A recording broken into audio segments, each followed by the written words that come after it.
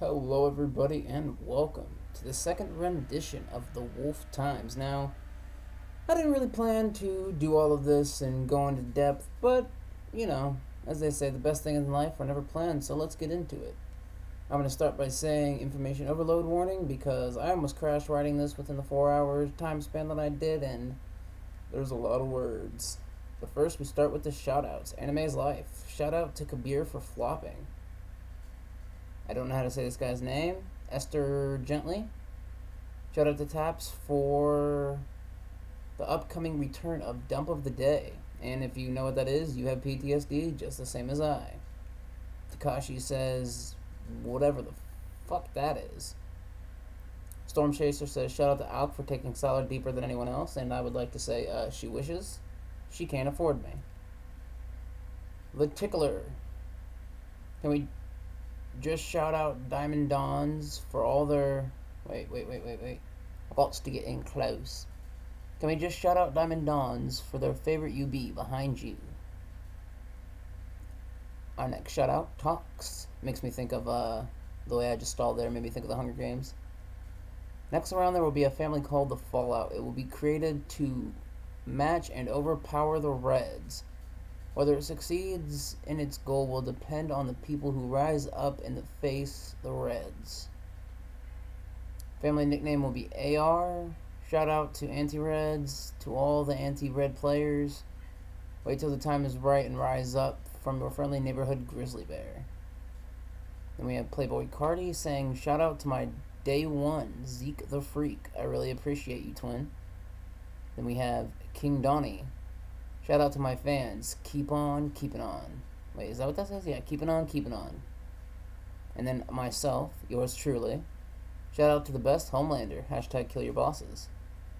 Then you have Senor Peep showing his symbol of peep. Then we have Alcohol saying shout out fellow global chatters. Oh, then we have a Lucky Lucario saying only bet on Lucky Lucario and you will win big. I don't know, Lucky Lucario does kind of smash those races sometimes, let's be real. Then we have Murderous. Shout out to Alk for letting me in the times. Also, shout out all those that have been there since day one. Been down for... Wait. I've been down for me like I've been down for you. Staying true is the best friendship there is.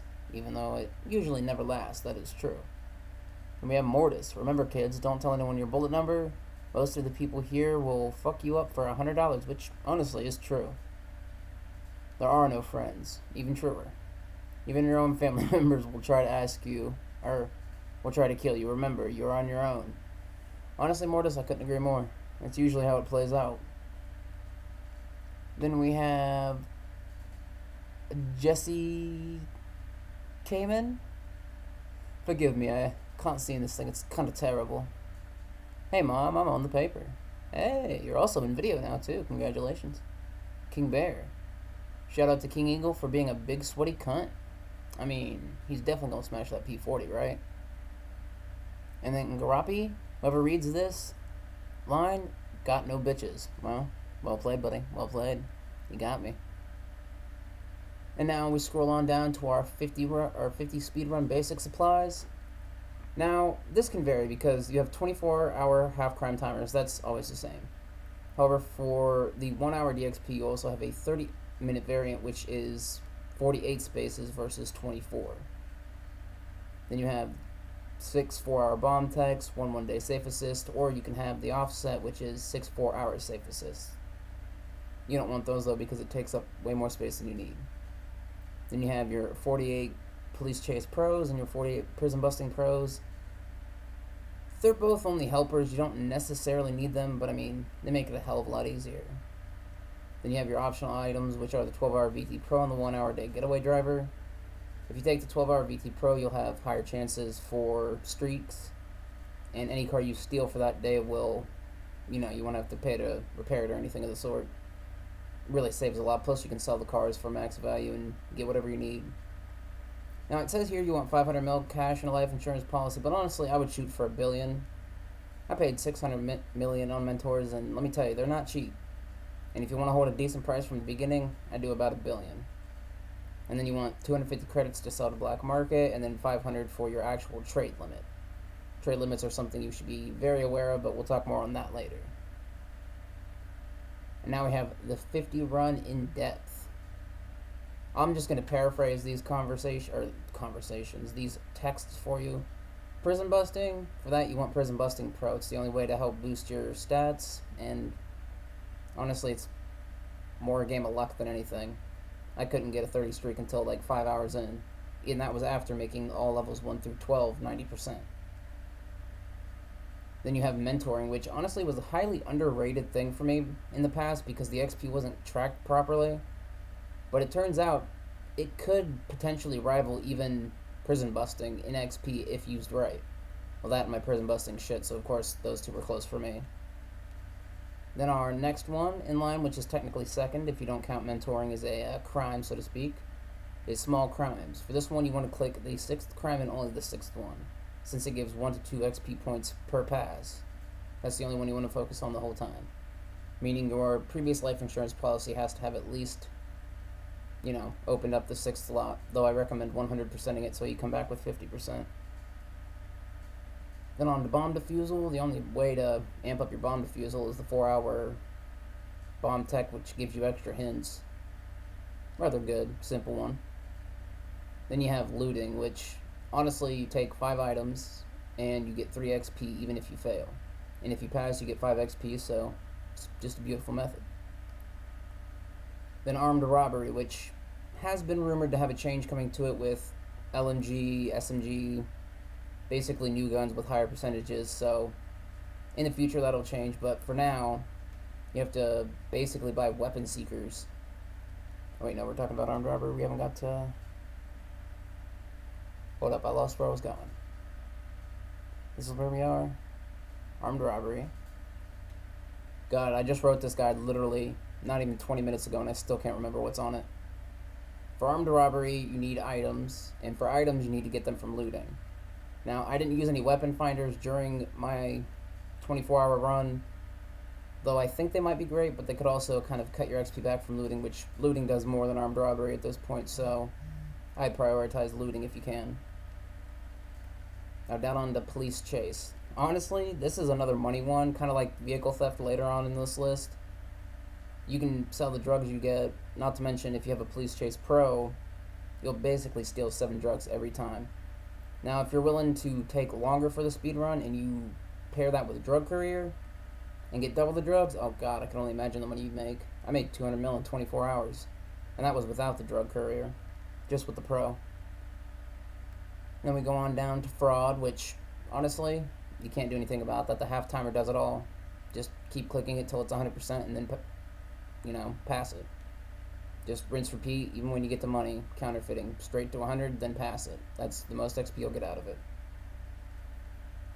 Then you have safe cracking, which most people might not know this, but safe assist gives you the arrows up and down. Now, you get 1 extra XP point per arrow up and down that you see. So having safe assist on always gives you this extra point of XP every 2.5 minutes, I think, give or take, is roughly the half timer for safe assist. God. See, this is why I write things and talk about it, because my brain cannot keep shit straight. And then there's also another thing where you get an extra point of XP per 50,000 in the safe at the time of the crack, so you want to go for the higher safe assist, or for the higher valued safes. And then we move on down to extortion, which, to be honest, really isn't all that great. You can use extortion wealth, extortion vision to help boost your odds, but really I just say click random person, let it ride. It's not going to do you much. It's one of the worst. And then down to my favorite, and honestly always will be, vehicle theft. You can get the 12-hour VT Pro and the 1-day getaway driver that comes across in the weekly store. I think they're like 3rd and 8th week. I've never tried beyond the safe assist, the 1-day safe assist, which is always the week 1 reward, or award, whatever you want to call it. But if you go to the credit store weekly and look at them throughout time, there's a few of them you can pick up. Like on day 50, right before 2nd DXP, there's a 12-hour bomb tech, which kind of forgot to include that in there. I might make a little edit after this and include it, because that 12-hour bomb tech saves you 3 spots. And now we have our memes. I hope you like them. It took me literally probably longer to sit and make these memes than it did to write half of these articles. So we're not going to talk about that. Then we here have our extra speedrun tips. The first tip being, oh gosh, I can't see. Oh yes, firstly you'll need someone to help you with this speedrun method because it has 151 perks. It is very, very, let's just say, long.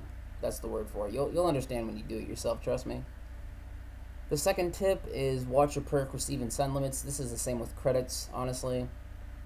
You wouldn't think they're going to be a problem, but they become one pretty quick. So you want to make sure you're looking at your trade limit throughout the run, before the run, and work out things you have to do to make sure that it doesn't fuck you over mid-run. Then the third thing is, what's it? Oh yeah, this is essentially get the most XP you can. Family DXP, oh god, I can only imagine. If only my persona wasn't built to be anti-family, right? I could make a 16-hour run like that, easily. But, one day. And lastly, let's see what this says. I can't read and I can't think. Oh yeah, there is definitely no such thing as being prepared. I walked into this with $300 million. I think it was 312. I'd have to look for the screenshot. And about 87,000 bullets, if I remember correctly. And honestly, that being said, with having virtually nothing prepared to the limits I wanted to, I'd say 24 hours is pretty good. It's definitely better than the 1 day, 3 hours I anticipated to begin with, so I'd stock up a fair amount of stuff in your life insurance policies if you can, especially if you're going to wait till the third DXP. You could have so much stuff prepped back with no people like getting in your way with mentors and stuff, because by third DXP, not a lot of people are really trying to do it. So you could have free reign. Now we scroll down to how to crack a safe. Now, this may seem stupid to some, but I can't tell you how many people I've had ask me, how do you crack a safe? Or you see it in chat, someone will be like, I've tried to crack a safe for hours and it didn't work. Well, firstly, you want Safe Assist. Safe Assist gives you the arrow up and down every single time without fail. Without it, you would only see it probably like 1 in every 5 to 7 attempts, and it takes forever, especially with the natural timer being like 5 minutes. If you pair it with a half crime timers, oh god, it's so much better. You can crack like 2 safes an hour. But more or less, you want to start with a number. For this one, I did 5,000. Then it was lower. I cut it in half, 2,500. Then I cut it in half again, 1,250. And then I just kept cutting the numbers in half and half and half until eventually, boom, you crack the safe, which also doubles the timer than its original. So it's like 14-minute cooldown after you crack a safe versus the like 5 to 6 it is to attempt. Ooh, itchy.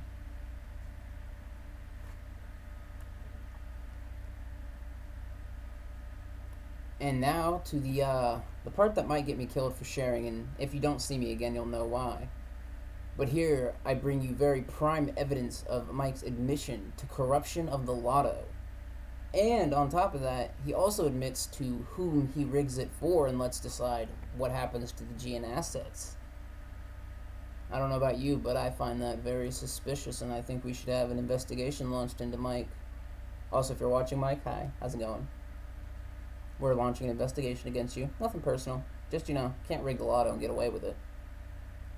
And finally, after all of that, which, honestly, if you're reading versus listening, let me tell you, you're not going to be here already, and, oh, do you have a lot to go through. I pity the person who read this instead of the person who just listened to the video, because let me tell you, me stumbling over my words is still better than reading all of this.